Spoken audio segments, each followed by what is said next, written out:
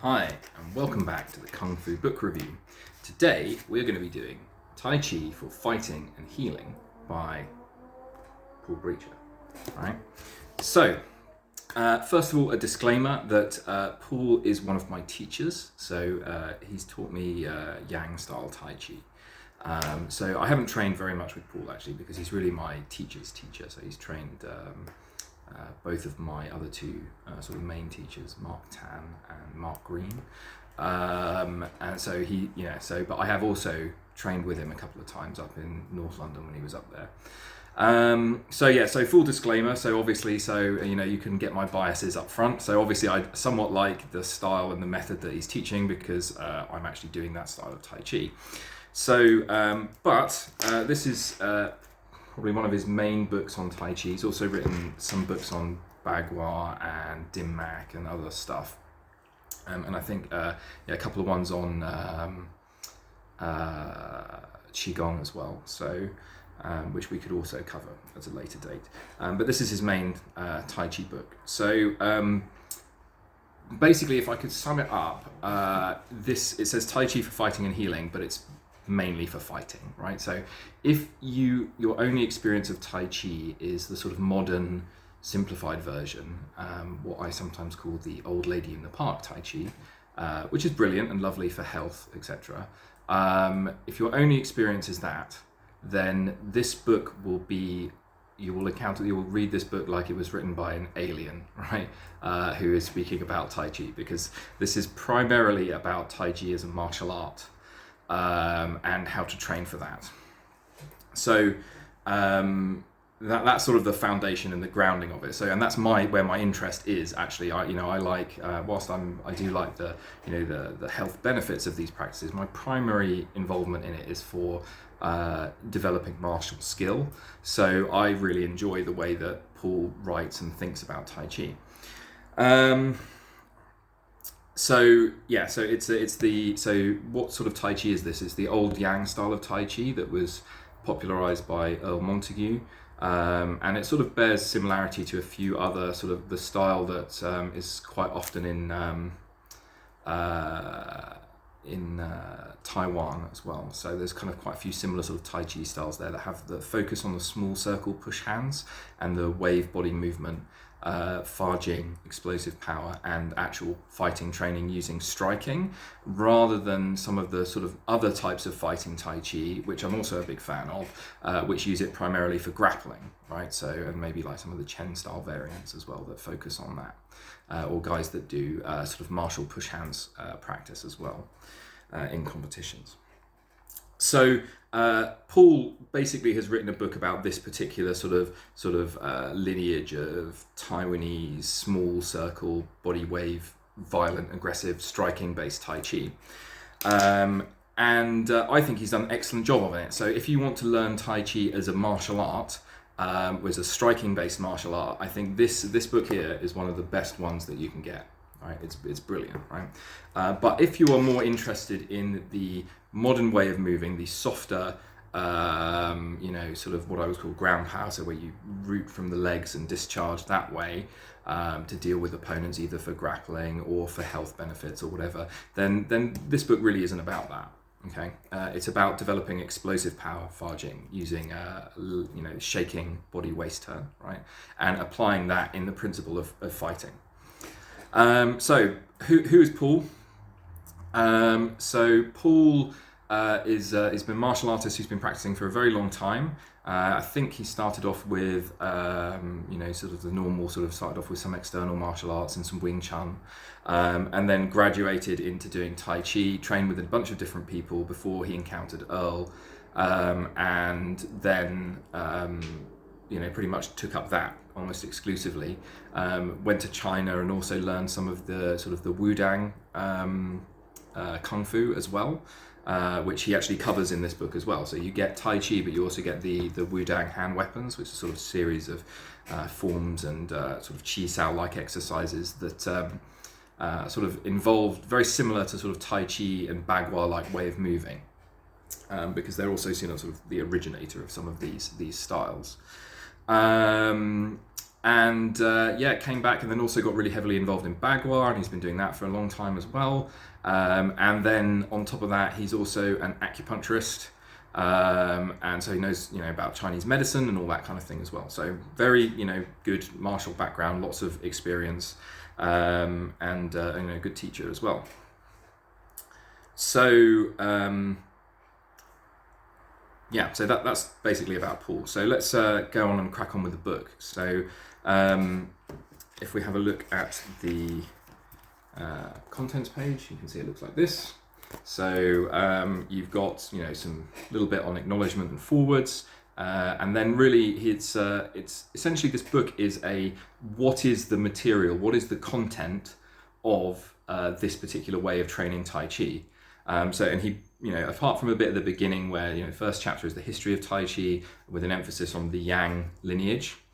And then he basically just breaks down all of the different modes that you train when you're doing this type of Tai Chi. So, chapter 2 is the long form, which is really the sort of the heart and the center of the system. So, talks a long while about how to train the long form and breaks down all of the postures. Again, if you're not training this particular style, like anything where you're in a book where they lay out their system, if you're not training that particular style of system, that is, you have no idea what that is and what the postures are. So it's not only useful if you're actually training with Paul or with somebody in the WTB, World Tai Chi Boxing Association. So so it starts with the long form, spends a lot of time talking about that. My first point about Paul's writing is that it's very direct, which I find quite refreshing. So he just will lay straight into things and talk about violence quite explicitly. Again, he's not one of these soft hippie Tai Chi type teachers, right, who normally is all about energy and that kind of thing. No, he's quite pretty direct and straightforward about most things. But he also has the tendency to sort of veer off and tangent, right? So, for example, in the long form section of the, in chapter 2, he spends a lot of time talking about fighting, right? And not so much, actually probably more time than he spends talking about the long form. So if you're willing to roll with that and just go with it and read it kind of like a stream of consciousness exploration of Tai Chi principles, then there's so much good information in there. But if you do like a nice structured, well-ordered book, like for example, contrasting it with Sean Rawcliffe's Wing Chun book, that one is vastly superior in the way that it is structured and the way that it was written with clear checkpoints and those kind of things. But if you just want to immerse yourself in this style of Tai Chi, this is an excellent resource. So then he breaks down and he goes through each of the different training modes in time. So chapter 3 is the large Sansao, which is a 2-person fighting set. Chapter 4 is a cannon fist form, which is a small, short, fast form with lots of explosive movements and jumps and all that kind of stuff in it. Chapter 5 is the small Sansao, which is another sort of more basic 2-person fighting set against like more common street style attacks. And then he just goes, and then you get the a couple of other fighting methods, sort of small drills. You get the Dim Mak and Wudang hand weapons, the description of these sort of Wudang boxing methods in a couple of chapters. And then you get the Dalu, the other 2-person fighting set with the different corners and directions and with the shoulder and elbow moves. You get single and double pushing hands laid out in detail. I particularly like the section on double pushing hands because there's a lot of different ways of playing double pushing hands depending on what style of Tai Chi you do. But it's probably the best description of this form of small circle double pushing hands, as I would call it, which is trained to develop close contact striking skill. Really, really good chapter 10 on double pushing hands. And then also some of my other favourite bits are the sort of more theory and principle chapters, which I think is where Paul is at his strongest. So rather than laying out the details of what this is and how we train this and that in the sort of functional way, I actually think he's better when he's talking about the principles and ideas that underlie the art. And so chapters 11 is about fighting and fighting strategy, a lot of stuff there from the art of war, and also he directly translates and applies the classics to fighting strategy, the Tai Chi classics, which is really good. Then also we've got chapters on Dim Mak, so point striking, where to hit people to cause them, maximum pain and suffering. Fa Jing, the engine of Tai Chi for striking, which is this explosive power generation. And then he sort of finishes off with some little bit about Qigong. So like I said, if the book is called Tai Chi for Fighting and Healing, I'd say it's like 80-20 or maybe even 90-10 on the fighting side and a little bit on the healing side, because you get one section at the end about Qigong, and a lot of that is actually about developing internal power mechanics that are then used for fighting anyway. And then you close with, he's got a really good section in the end about Q&A, common misconceptions and ideas about different types of ways to train in Tai Chi.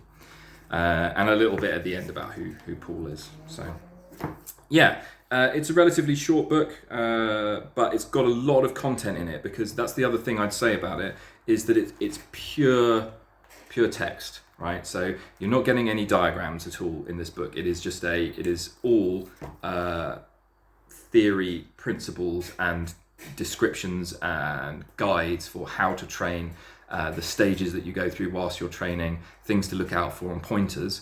But none of it is do this move, do that move, do this move. Yeah, there's a few lists of techniques in there. So like I said, the summary of how the form is structured, which is a long series of points. So you will get bits that are just like a couple of pages where they just list every posture in the long form, which is not that useful. But the rest of it is, even though it's a short book, it is jam-packed with information, right? So, and I have constantly, as I've been training, I've come back to it several times and reflected on it and gone, yes, that is what happened. Or I've had a little experience whilst I'm training, and then I've gone back and read about it. So very, very useful book. Great companion to if you are training this style of Tai Chi. But I would also say brilliant book if you're doing some other fighting-based internal martial arts. So if you're doing something like Xingyi or Bagua as well, I would really recommend picking up this book, because I think a lot of the ideas and principles in it would translate over with some changes. Yeah, so that's my overall recommendation is a thumbs up, but with the caveat that it's if it's a very sort of specific book. So if you're interested in internal martial arts for fighting, then this is an amazing book. If you're interested in more of the other sort of softer stuff, or you don't do internal martial arts, then it's not going to be really for you, and it's going to be a real difficult read. Good, yeah. So excellent book, recommend it. By one of my teachers, but for a very specific audience, I think. Good, okay. Yeah, let me know if you want me to review any of other Paul's books. I've got a bunch of his other ones. He's done books on Qigong as well, which I think The Way of Energy is one of his good ones. He's got a little pocket one as well, which is quite good. And he's written quite a few other ones. So yeah, so let me know if you want any other Paul's books, or any other books about this kind of Tai Chi, because Earl has also written quite a few books as well. Good. Please like, share, and subscribe, and best of luck with all your practice. And I hope to read many more Kung Fu books with you.